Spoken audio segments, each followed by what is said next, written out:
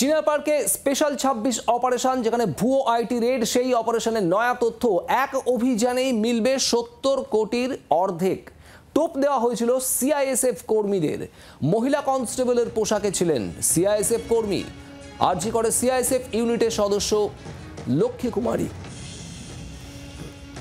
পিয়ালি মিত্র আমাদের প্রতিনিধি রয়েছেন আমাদের সঙ্গে। পিয়ালি, ঠিক কি জানা যাচ্ছে বিষয়? একেবারে দেখো, তুমি জানো যে গতকালকে সিআইএসএফ এর ৫ জন কর্মী গ্রেপ্তার হওয়ার পরই যেটা প্রশ্ন উঠছিল যে রক্ষকে কিভাবে ভক্ষকের ভূমিকা নিয়েছে এবং কিভাবে তারা দল গঠন করে ভুয়ো আইটি অফিসার সেজে তারা রেড করেছিল।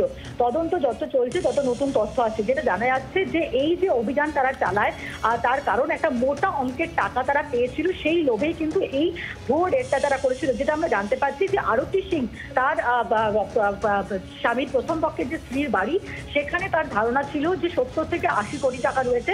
তার কারণ তার স্বামী এবং শ্বশুর তারা অত্যন্ত বড় প্রমোটার ছিলেন। নিউ টাউন এলাকায় তাদের ৫০ থেকে ৬০টা ফ্ল্যাট রয়েছে এবং সেই বাড়িতে ৭০ থেকে ৮০ কোটি টাকা রয়েছে। সেই টাকা হাতাতে পারলে এবং অর্ধেক টাকা সিআইএসএফ এর এই কর্মীরা দেবে বলে প্রতিশ্রুতি দিয়েছিল আরতি সিং।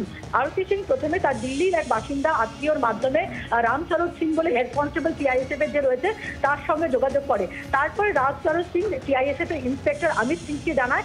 তারা মিলে ৫ জন মিলে একটা টিম তৈরি করে, যেখানে মহিলা কনস্টেবল লক্ষ্মী কুমারী, তাকেও নেওয়া হয়। লক্ষ্মী কুমারী পুলিশের খাকি পোশাক পরে পুলিশ সেজে, মহিলা পুলিশের কনস্টেবল সেজে সেখানে উপস্থিত ছিল এবং এই ফেক অভিযান চালায়। কিন্তু যেটা দুর্ভাগ্যের বিষয়, যে মোটা অঙ্কের টাকা তারা পাবে ভেবেছিল, সেখানে মাত্র তারা ৩ লক্ষ টাকা পায়, যার মধ্যে অর্ধেক টাকা অর্থাৎ ১.৫ লক্ষ টাকা হাতে এসেছে এই ৫ জন সিআইএসএফ কর্মী, যারা এই মুহূর্তে শ্রীনগরে রয়েছে।